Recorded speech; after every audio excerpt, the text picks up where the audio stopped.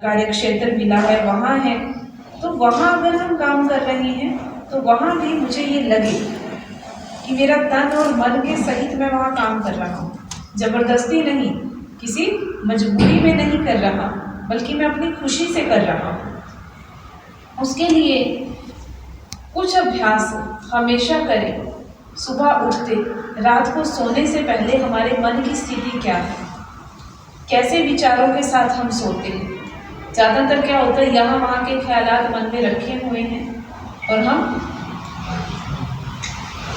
सो गए, और सुबह उठते ही क्या होगा, वही सब बातें होंगी, वही सब झगड़े होंगे मन के अंदर, वही हलचल होगी, वही जिक्र हम दूसरों को भी सुनाने लग जाते हैं।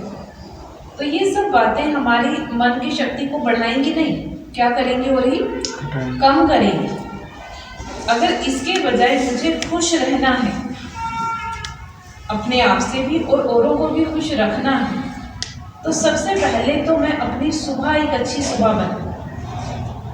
और वो कब होगी, जब मेरी सुबह की शुरुआत मेरे अपने आप से होगी। कहीं तो सीधा अपने आप को कह देते हैं हम तो बिल्कुल निकम्मे हैं, हमें तो कोई पूछने वाला नहीं है, हमारे तो मतलब यह भगवान के सामने भी जाकर कहेंगे तो मैं तो नीच पापी हूँ।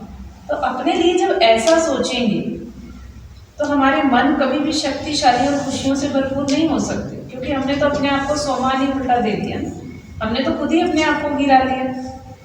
भगवान कह रहा है तुम मेरे बच्चे हो, और जिसका पिता प्यार का सागर हो, सुखों का सागर हो, शांति का सागर हो, तो हम उसके बच्चे हैं। हम ये सिर्फ हड्डी मांस का पुतला नहीं है, हम आत्माएं हैं, परम धाम में रहने वाले परम पिता परमात्मा की इस नीले गगन से ऊपर एक सुनहरे प्रकाश की दुनिया, जहाँ से हम सभी ये तो खेल चल रहा है, इन शरीरों में बैठकर हम आत्माएं इस खेल के इस रंगमंच पर, जैसे होता है ना नाटक में कोई खेल अदा करता है, कोई राम बनता है, कोई रावण बनता है, लेकिन उसके घर वाले थोड़ी कहेंगे उसको कि ये राम आ गया, वो तो उसको उसी नाम से कहेंगे जो भी उसका घर में नाम होगा।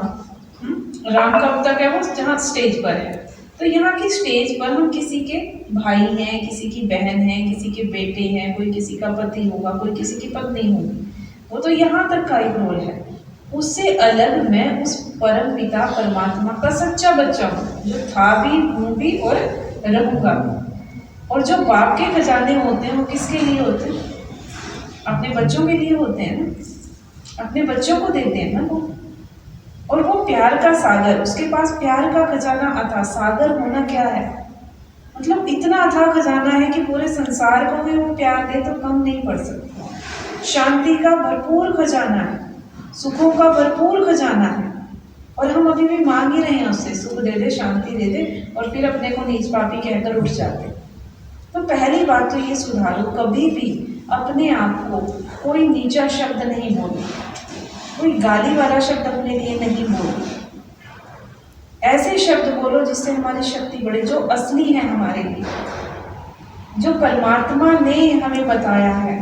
और वो कौन से हैं, उसने कहा अगर मैं शक्तियों का सागर हूँ तो मेरे बच्चे हे आत्माओं, इस तन में बैठी हुई ज्योत है हम, जो इसमें बैठकर इस शरीर को चलाती है। हम निकल जाएं इस शरीर को क्या कहा जाता है, अर्थी, डेड बॉडी, है ना। तो ये किसी काम का नहीं रहता, जब तक हम आत्माएं बैठी हैं तब तक ये काम का है। तो वो हमें कह रहा है इस देह से न्यारे होकर कुछ पल के लिए सुबह देखो कि मैं उस परमात्मा